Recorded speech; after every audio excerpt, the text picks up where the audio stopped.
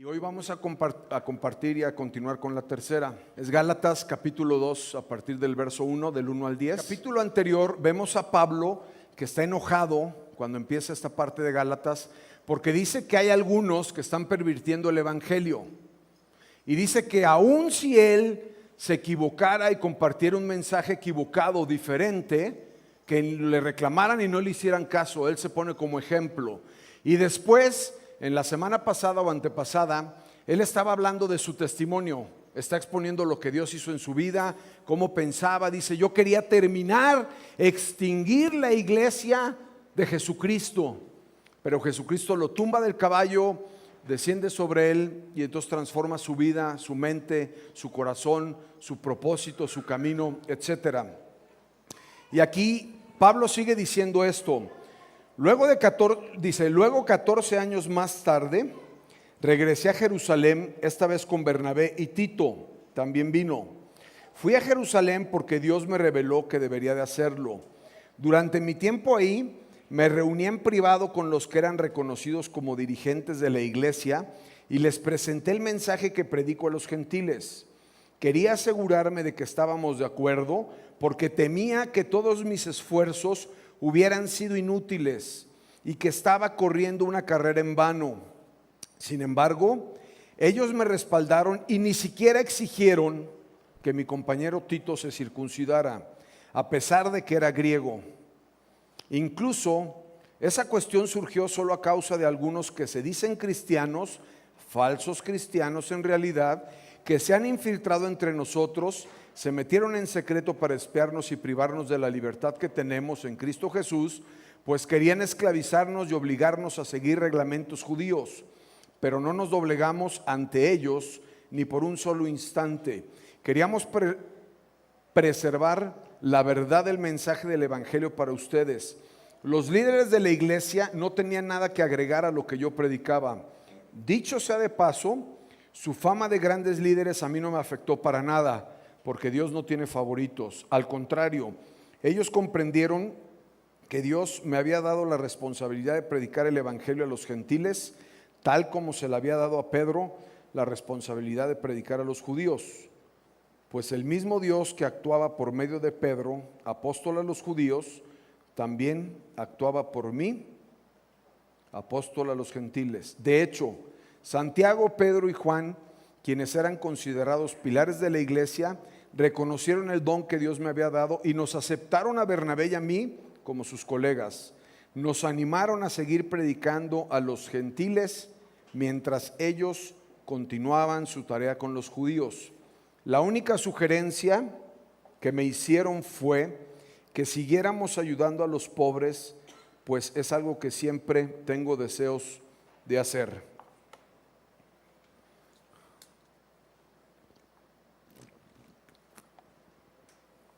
Entonces, vemos a Pablo que está empezando esta parte, todavía él está platicando.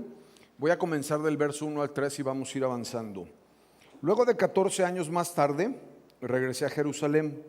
Esta vez venía con Bernabé y Tito.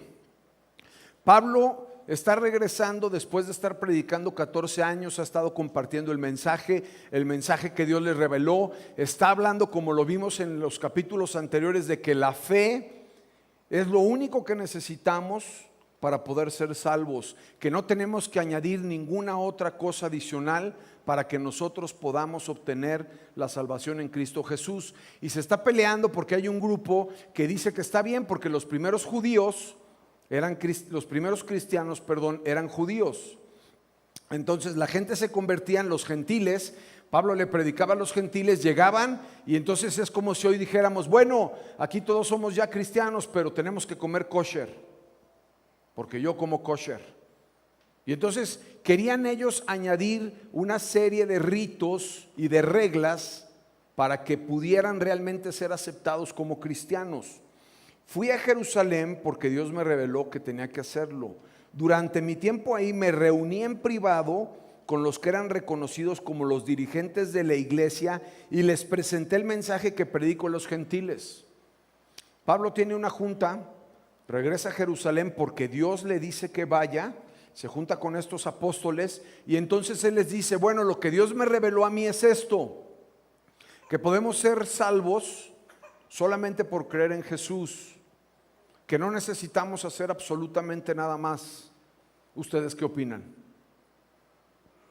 Y entonces dice que están ahí platicando, dice, es lo que Dios puso en mi corazón, ese es el mensaje que comparto. ¿Ustedes qué dicen? Y entonces están ahí, pues sí, nosotros compartimos lo mismo, pensamos que es igual, estamos de acuerdo en lo que estás diciendo, me parece bien. Dice, quería asegurarme de que estábamos de acuerdo porque temía que todos mis esfuerzos hubieran sido inútiles y estaba corriendo la carrera en vano. Él quería saber si ellos pensaban igual que él. Quería saber si esta iglesia y esta parte de Jerusalén se iba a oponer y iba a poder rechazar a todos los maestros que estuvieran predicando un evangelio pervertido, como lo vimos en el capítulo 1. De hecho, él dice en el capítulo 1, en el verso 4 o en el 8, si yo me equivoco y predico un evangelio diferente, rechácenme. Y dice también, si aún un ángel, ¿se acuerdan los que estuvieron? Si aún un ángel les predicara un mensaje diferente, rechácenlo. Tú y yo tenemos que saber cuál es la verdad del evangelio para poderlo abrazar y para poderlo aceptar en nuestra vida. Lo que tú y yo creamos es lo que va a determinar y definir cómo vivimos, cómo vivamos. Si yo pienso que tengo que dejar de comer carne en cierta parte del año para ser aceptado por Dios, pues lo voy a hacer, porque eso es en lo que yo creo. Entonces, lo que tú y yo creamos, si creemos de una manera correcta, vamos a vivir de una forma correcta. Tenemos que saber y conocer lo que Dios quiere hablarnos en su escritura. Entonces, en el verso 3 dice, sin embargo, ellos me respaldaron y ni siquiera exigieron que mi compañero Tito se circuncidara.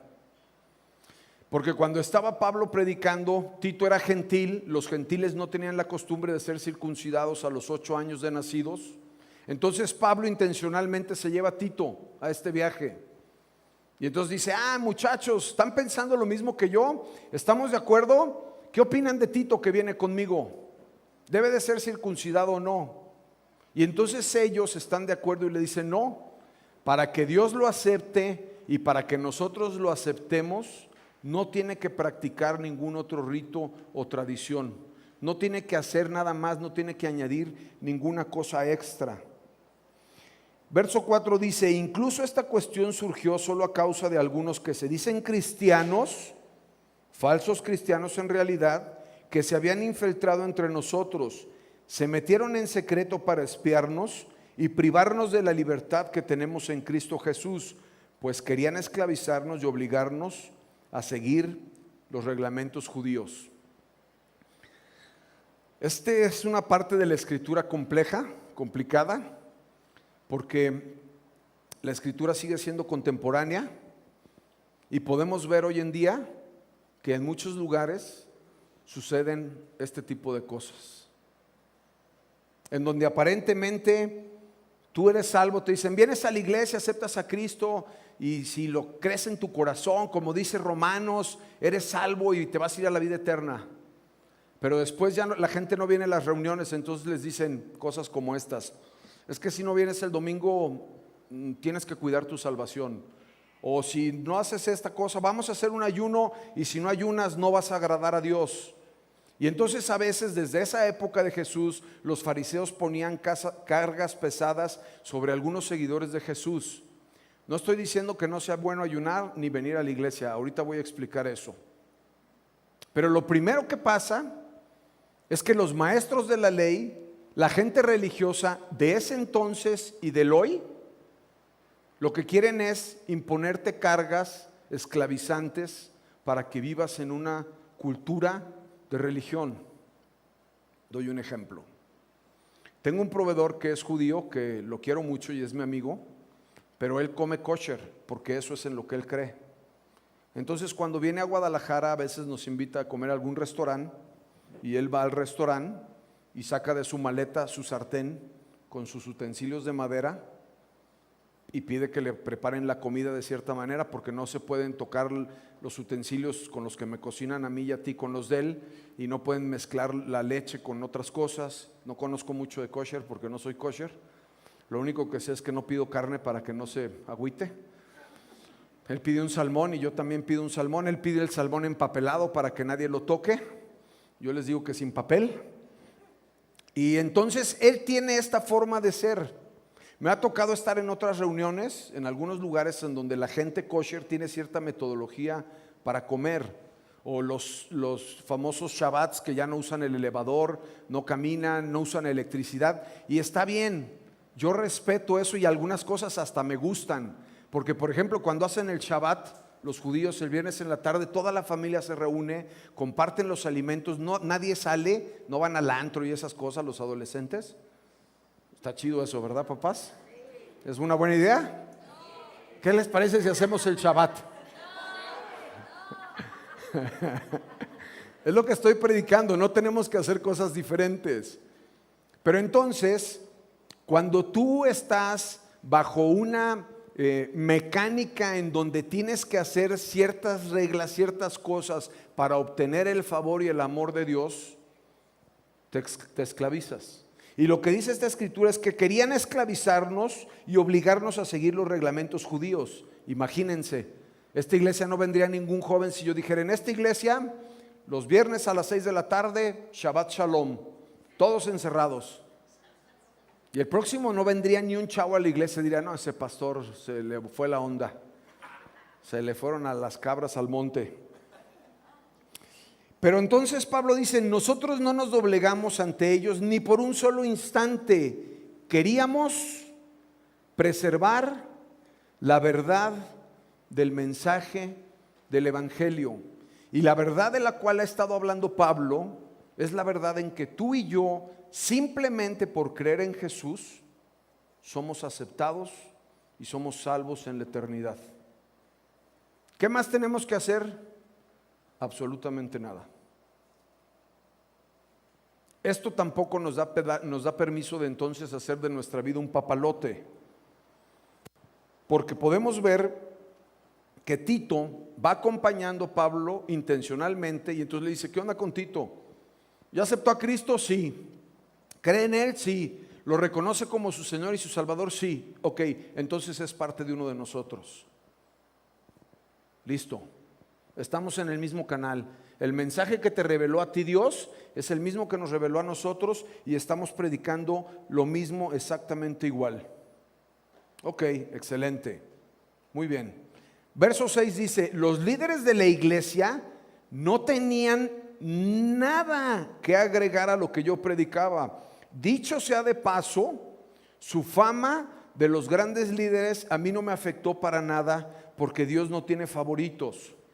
Ese Pablo dice que no le afectó para nada, pues era un gigante de la predicación, el apóstol más importante que ha habido. Se sentía bien. Y estaba hablando un poco de la libertad. Ahorita voy a hablar un poco más acerca de esto, porque él decía que nos ha dado una libertad. Y quiero leer algunas cosas que de repente subrayo en amarillo para que no se me vaya la onda, porque aunque usted no lo crea, suegra, se me va la onda. Dios no te juzga por las apariencias. Lo externo tiene que ver con lo que hacemos. Lo interno tiene que ver con nuestro ser. El cristianismo se trata de quién soy yo en Cristo Jesús y no de lo que hago yo para Cristo Jesús. Esto significa que aunque a mí me toque hoy compartir y sea parte del equipo pastoral de la iglesia, ni quiere decir que yo estoy más cerca de Dios que la persona que viene por primera vez a este lugar, ni tampoco quiere decir que Dios me ama más a mí que a esta persona. Tampoco eso es una verdad. Ni tampoco quiere decir que yo soy especial para Él porque yo le sirvo. La única diferencia es que yo conozco más o un poco más acerca de Dios, nada más. Pero Dios no hace acepción de personas. Dios no tiene favoritos. No hay una persona que sea más importante para Él que otra persona. A Dios le dio el deseo, le plació amarnos a todos por igual, abrirnos las puertas y los brazos por igual y aceptarnos. Por eso aceptó a los judíos y mandó a Pedro, y por eso aceptó a los gentiles y mandó a Pablo, y por eso esta iglesia está aquí en esta zona de la ciudad, porque nos ama a cada uno de nosotros para poder venir, adorarlo, conocer de Él, encontrarnos con Jesús para que cambie nuestra vida. Es el plan de Dios. La iglesia no puede ser el plan de ningún ser humano, de nadie. Es el plan y el amor de Dios que hace a través de la vida de algunos que le servimos. Ahora, esta parte de lo que Pablo está diciendo, dice, bueno, es que entonces ustedes ya no tienen que seguir ciertos ritos de purificación, ya no tienen que comer una cosa o la otra, puedes ir al cine, no puedes ir al cine, puedes tomar cerveza, no puedes tomar cerveza, puedes fumar, no puedes fumar. Ya no se trata de eso, se trata de Cristo Jesús. Y es un mensaje muy radical, que a lo mejor para muchos como que dicen, ay, se salió de la raya el pastor hoy. Pero les voy a leer lo que dice Hebreos 9, a partir del verso 9. Esta es una ilustración que apunta al tiempo presente. ¿Cuándo es el tiempo presente, suegra? Hoy. Es que le hago las mismas preguntas en la mañana y si se equivoca le digo y luego ya contesta bien la segunda vez. Es mi suegra tan hermosa, las 2 predicaciones las escucha y en las comidas es la única que me echa porras. Estuvo muy bien, hijito, y estuvo padrísimo tu chiste también, me gustó. Gracias, suegra, gracias. Esta es una ilustración que apunta al tiempo presente, pues las ofrendas y los sacrificios que ofrecen los sacerdotes no pueden limpiar la conciencia de las personas que los traen. Las ofrendas de los sacerdotes no pueden limpiar las ofrendas de las personas que los traen, pues este sistema antiguo solo consiste en alimentos, bebidas y diversas ceremonias de purificación, es decir, ordenanzas externas que permanecieron vigentes solo hasta que se estableció un sistema mejor. Esta escritura está diciendo que lo que se practicaba antes de llevar un becerro al templo y degollarlo y esparcir la sangre y las ofrendas de harina y las ofrendas de pan y los panes sin levadura y las ofrendas de las tórtolas y muchas ofrendas. Levítico está lleno de sangre y de ofrendas. Hay más sangre que ofrendas. Es una de las cosas que le voy a preguntar al Señor cuando vaya. Entonces dice, ya no es necesario esto. Continúa Hebreos verso 11. Cristo es el sacrificio perfecto. Entonces Cristo ahora ha llegado a ser el sumo sacerdote por el cual todas las cosas buenas que han venido. Él entró en el tabernáculo superior más perfecto que está en el cielo, el cual no fue hecho por manos humanas ni forma parte del mundo creado. Con su propia sangre, no con sangre de cabras ni de becerros, entró en el lugar santísimo una sola vez y para siempre, y aseguró nuestra redención eterna. Esta es una palabra de lo mejor que podamos escuchar en toda nuestra vida entera. Porque no dice la escritura, entró en el lugar santísimo una vez y para siempre y aseguró nuestra redención eterna, siempre y cuando trate bien a su esposa, siempre y cuando no se tatúe, siempre y cuando no use el negro porque el negro es del diablo, siempre y cuando usted venga a la iglesia todos los domingos, a los 2 servicios de preferencia, o diezme y ofrende. No hay ninguna condición, ninguna. Y dice que Él lo hizo una vez y para siempre por nuestra redención eterna. Y esto nos tiene que dar a ti y a mí la seguridad de la vida eterna. La vamos a regar, vamos a fallar, pero Dios, eso es un Dios que tiene una mente muy diferente a la tuya y a la mía, que nos ama encima de nuestros errores, que nos perdona aunque nos equivoquemos, aunque seamos malos, Él nos abraza, Él nos besa. Saulo era su enemigo, y se encontró con Él, lo abrazó, lo besó, lo transformó y lo utilizó. Utilizó muchas veces lo que tú y yo despreciamos, lo que para ti y para mí no vale, para Dios vale y Él lo utiliza. Entonces podemos ver a través de este pasaje que Tito fue santificado por Jesús. No tenemos que hacer ningún rito para santificarnos. No tenemos que hacer nada para poder estar purificados. En Cristo Jesús estamos santificados.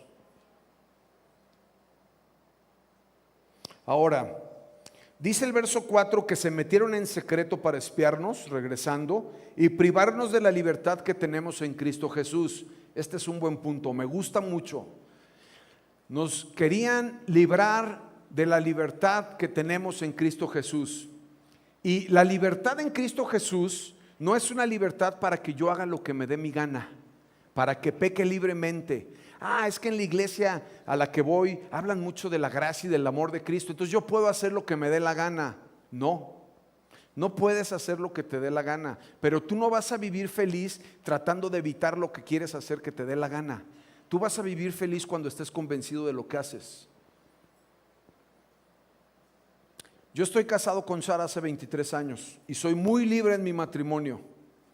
Entonces algunos ya pensarían, tiene una novia por ahí el pastor, porque dijo que era muy libre en su matrimonio. Yo soy muy libre en mi matrimonio, extremadamente libre en mi matrimonio. Sara no me está buscando a ver en dónde estoy, ni me trae ahí en el teléfono localizado, ni si llegué al hotel o no llegué al hotel, o si estoy viajando. Sara no me estaba espiando. Y yo no me porto bien porque me tenga que portar bien. Yo me porto bien porque tengo libertad y como consecuencia en el amor, yo cuido mi matrimonio. Si yo estoy en alguna ciudad, en la Ciudad de México, y termino de trabajar a las 6 de la tarde, yo me voy a mi hotel y no salgo. Y si no hay room service, ayunar para estar más cerca de Dios. Solo Sharon captó la broma. Ayunar no te pone más cerca de Dios. Pero no salgo, no quiero salir. Me pongo ahí tranquilo a leer, a predicar, a preparar algunos chistes malos que últimamente es difícil encontrar. Viajo a Las Vegas a alguna exposición de moda por cuestiones de trabajo, en donde la prostitución es legal, y nunca viajo solo a Las Vegas, jamás, nunca.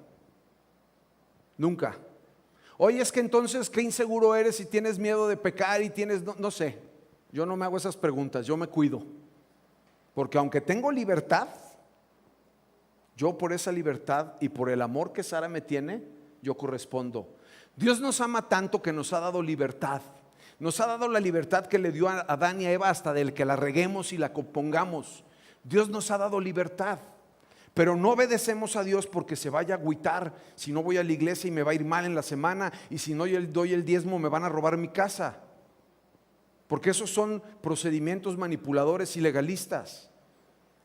Respondemos en base a una acción de amor. Cuando tú y yo entendemos que Jesús pagó en una cruz con su sangre y la derramó porque a ti y a mí nos correspondía el infierno, ese acto de amor merece una respuesta de tu parte y de mi parte.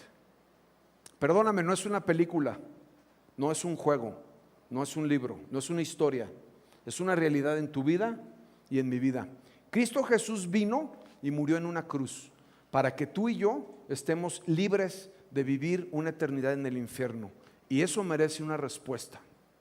Mira, nunca quiero hablar mucho de esto, pero lo voy a hacer. Me voy a echar unas porras, ¿está bien? Luego me regañan algunos que me aconsejan. El domingo pasado estuvimos en Houston, estuvimos predicando allá, pasamos un tiempo maravilloso con Juan Pablo y Vivi, que comen muchos sushis, por cierto. Y entonces ya regresamos el lunes de viaje. Yo tenía muchas cosas, tenía 12 días que no había estado en mi oficina, tenía mucho trabajo, no pude trabajar como debería de haber trabajado. Entonces el miércoles me subí a otro avión para irme a Torreón y me fui a Torreón y regresé de Torreón. Entonces dije, tengo que regresar de Torreón y tengo que comer en mi casa, tengo que ir a mi oficina, tengo que preparar mi predicación, tengo una comida, y teníamos algo más en la noche, ya no me acuerdo qué era. La inauguración del gimnasio de Alex, de DexFit, que está perrísimo, por cierto. Vayan y hagan ejercicio ahí. Y entonces le dije a Sara, tengo que hacer todo esto. Y entonces llegué, comí y me fui y no pude hacer mi predicación. Y entonces un rollote. Y el domingo había hecho una comida en mi casa, entonces, no, el sábado, entonces me fui a jugar golf como siempre lo hago, y entonces regresé de jugar golf y ya no me pude ni bañar porque la carne asada, y entonces me enojé con Armando, mi hijo. Aquí está presente, ahorita les explico esa parte porque también está buena. Pero entonces ya no me pude bañar y mis invitados se fueron a las 10, y aunque yo ya había leído el pasaje y había hecho mi tarea, no hago las cosas al azar, la verdad es que me senté el sábado a las 10 de la noche para empezar a preparar mi predicación. Entonces preparé mi predicación y acabé a la 1 de la mañana. Y me levanté hoy en la mañana diciendo, híjole, qué increíble ir a la iglesia, qué chido tener 2 servicios. Qué padre poder predicar la palabra de Dios, es un privilegio, es increíble. Y luego decía, es que es como un poco medio de locura, ¿por qué hacemos esto? Nadie nos paga, ¿por qué lo hacemos? Podría irme al cine o a jugar golf otra vez. ¿Qué onda? Y entonces estaba como ahí una introspección, ¿por qué hago esto? ¿Por qué lo hacemos? Podría predicar otra vez a la 1, si alguien quiere quedarse, hacemos otra reunión. Porque es mi respuesta del gran amor que tengo por Jesús. Mi consejo es: enamórate de Cristo, conócelo, enamórate de Él. Eso te va a garantizar que vivas una vida transformada. No hay nada que valga más la pena en la vida entera, nada, absolutamente nada, que conocer a Cristo Jesús y amarlo. Nada, nada se puede comparar con eso. Y hablando de la misma libertad, apunté algunas cosas. El evangelio conduce a una libertad emocional. Cualquiera que crea que su relación con Dios depende de guardar cierto comportamiento moral, es como si estuviera corriendo en una banda sin fin de culpa e inseguridad. La culpa no te sirve para nada, más que para hacerte sentir mal, deprimido, que no sirves, que eres una basura, etcétera, etcétera. Yo hablo de lo que a mí me pasa. Y entonces la riegas, ofrendes a Dios y te sientes culpable. O luego llegas a pensar, no, ya ni voy a ir a la iglesia, soy tan malo que Dios no, o sea, seguramente ni me ama. No, debe ser al contrario. La libertad que experimentamos en Él es lo que nos debe de permitir acercarnos al amor y cambiar nuestra vida. Mis hijos viven en mi casa y yo los amo porque son mis hijos. No me importa si se portan bien o se portan mal, me enojo. Entonces, ayer me enojé con Armando, no voy a decir por qué, tranquilo. Y entonces llegó Armando y me dijo, papá, no estés enojado conmigo. Y le dije, estoy muy enojado. Muy enojado. Y entonces, ya no te enojes. Y entonces, no, estoy muy enojado. Estoy muy enojado. Y entonces ya al final, después dije, ¿para qué me enojo? Ni voy a perder el tiempo en enojarme. Está bien, ya no me voy a enojar contigo. Ya, rápido, lo arreglé. Quité mi odio, mi coraje, mi amargura, todo eso lo quité. Y dije, es mi hijo, lo amo y ya está. Tiene libertad en mi casa. Sin embargo, él no puede hacer lo que le dé la gana. ¿Ok? Ellos en mi casa no pueden hacer lo que les dé la gana. Ellos en mi casa no pueden hacer lo que les dé la gana. Tú tampoco, porque también a veces estás en mi casa y no puedes hacer lo que te dé la gana.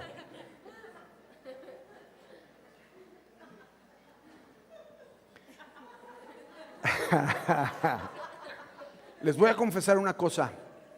Me estoy grabando como papá, porque Armando estaba muy preocupado de restablecer su relación conmigo. No se enojó, antes nos enojábamos, nos peleábamos, nos gritábamos, y luego ya al momento de la pelea lo veía muy grande y yo salía corriendo. Ya no nos gritamos, ya no nos peleamos, y entonces él estaba muy interesado en restablecer la relación conmigo. ¿Sabes por qué? Porque me ama. Y la expresión del amor de un hijo es tratar de complacer y obedecer a su papá. Y eso es lo que Dios espera de nosotros. Dios no nos quiere manipular, ni condicionar, ni manejarnos como si fuéramos muñequitos. Pero lo que Dios espera es que nuestro amor se desborde por Él, se desviva por Él, que sepamos cómo agradarlo, que sepamos cómo complacerlo, que sepamos cómo responder a lo que Él tiene para nuestras vidas. Obedecemos a Dios no por temor e inseguridad, esperando ganar nuestra salvación, sino en la libertad y la seguridad de que somos salvos y obedecemos en consecuencia a la gratitud de este hecho. Verso 7. Al contrario, ellos comprendieron que Dios me había dado la responsabilidad de predicar el evangelio a los gentiles, tal como le había dado a Pedro la responsabilidad de predicar a los judíos, pues el mismo Dios que actuaba por medio de Pedro, apóstol a los judíos, también actuaba por medio de mí, apóstol a los gentiles. Verso 9. De hecho, Santiago, Juan y Pedro, dice Pedro y Juan, ¿vieron mi dislexia? ¿Alguien lo notó? ¿Estaban leyendo o no? Ah, qué bueno, porque tengo dislexia, está al revés. Santiago, Pedro y Juan, quienes eran considerados pilares de la iglesia, reconocieron el don que Dios me había dado y nos aceptaron a Bernabé y a mí como sus colegas. Nos animaron a seguir predicando a los gentiles mientras ellos continuaban con la tarea con los judíos. Diferentes dones, diferentes formas de hacer iglesia.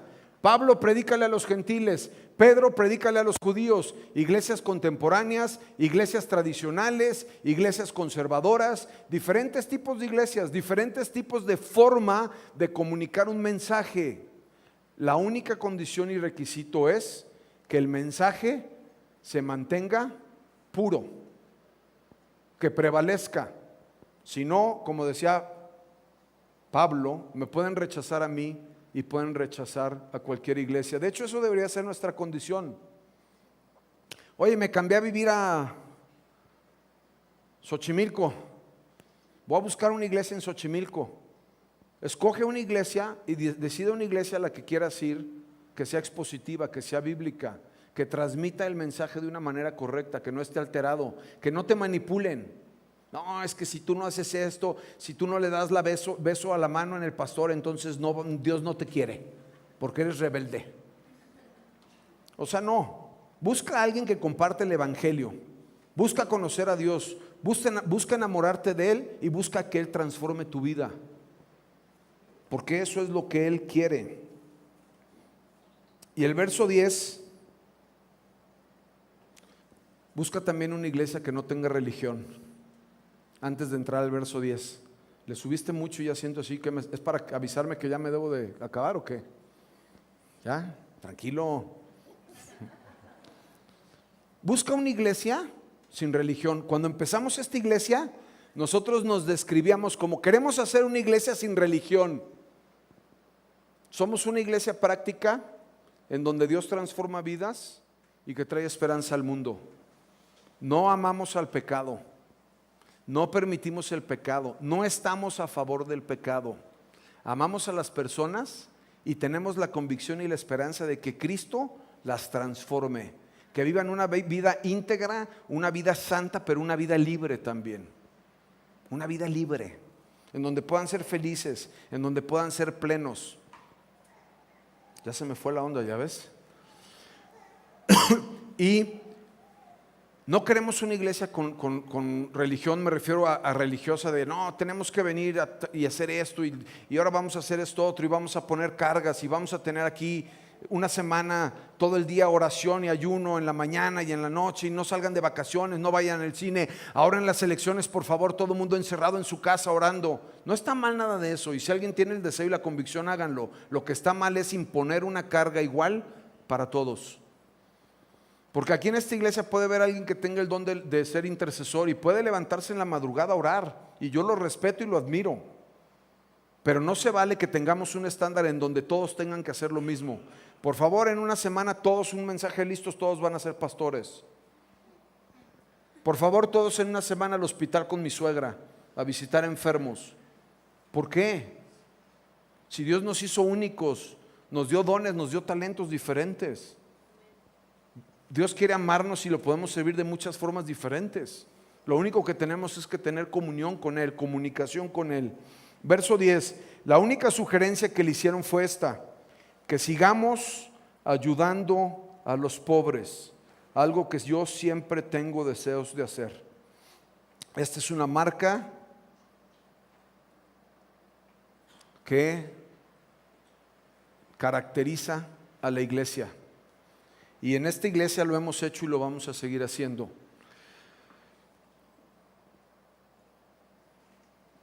Estamos ayudando a algunos ministerios, queremos seguir ayudando a algunos ministerios. Se están levantando algunos otros ministerios para visitar orfanatorios, hospitales. De repente sabemos que hay gente que tiene dificultad económica y que pasa por alguna situación difícil, y la iglesia debe responder en eso. Ya no lo voy a leer, pero en Hebreos 6.1, ese Hechos 6.1, dice cómo se hace. Pero la forma como se hace es que la iglesia, que somos nosotros, respondemos con nuestro dinero, y la iglesia tiene una forma de distribuirlo. Ese es el modelo bíblico. ¿Qué hacemos algunas cosas con el dinero? Un porcentaje de lo que entra cada mes a este lugar se destina para ser enviado a misioneros que están en diferentes partes del mundo. Ya lo han visto, ya lo platiqué. Algunos están en China, algunos están en el norte de África, algunos están en México, en Oaxaca, algunos están en Cuba. Con Cuba tengo algo especial, diferente. Están en Cuba, pero Dios puso una carga en nosotros de ayudar a Cuba de una manera particular. Y cuando estuve el año pasado ahí, Dios tocó mi vida de una forma increíble, porque en Cuba no hay nada más que tomar ron y la iglesia. Esa es una realidad. No hay cine, no hay Netflix, no pueden ver la serie de Luis Miguel, ni nada de esas cosas. Quería ver cuántos le estaban viendo. Ya se delataron.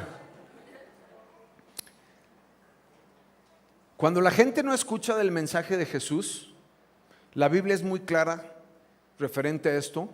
La gente pasa una eternidad en el infierno. Cuba ha sido un lugar en donde el evangelio ha sido muy atacado, no ha podido avanzar con la fuerza como debería. No es permitido en Cuba tener una iglesia, no es permitido tener una reunión como estas. No existe ninguna iglesia en donde se use micrófono, excepto una en Cojimar, que es la iglesia que estamos apoyando. Es una iglesia igual a esta, contemporánea, cierran las ventanas, tienen pantallas.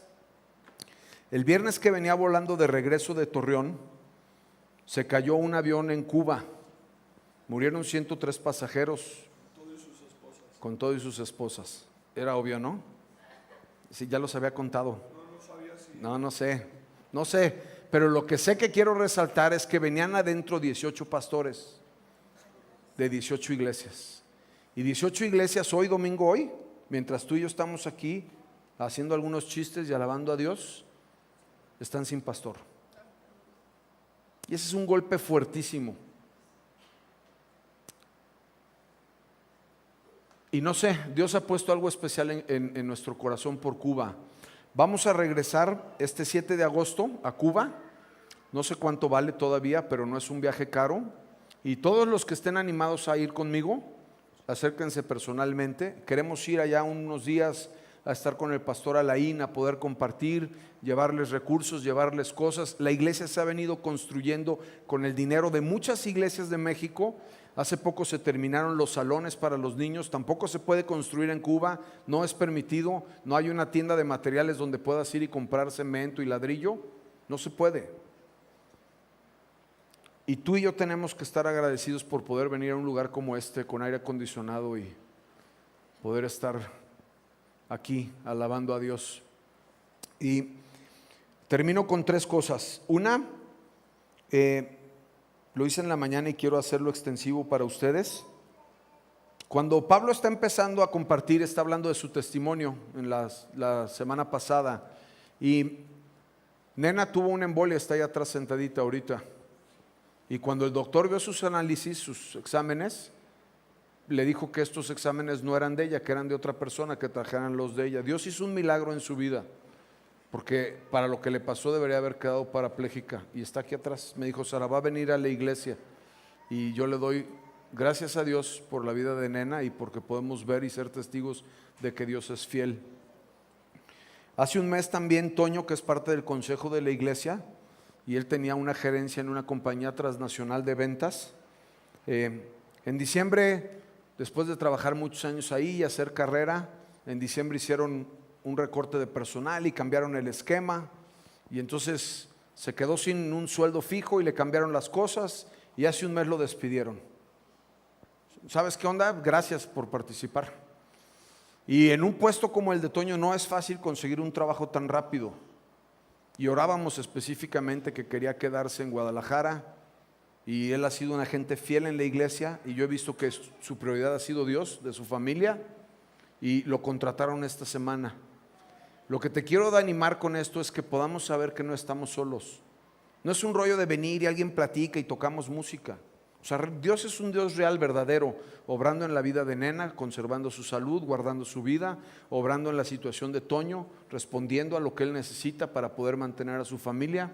Y tú y yo tenemos que tener esta esperanza de saber que Jesús está en medio de nosotros, que tiene grandes cosas para nuestra vida, que debemos de buscarlo, que debemos de encontrarnos con Él, que nos ama, que sus planes son buenos de bien y no de mal, que tiene un futuro y una esperanza para nuestra vida. La tercera cosa se me olvidó. Ya terminé mi mensaje, como se dieron cuenta. Vamos a terminar con una canción más. Dios los bendiga, los quiero mucho, se ven muy guapos.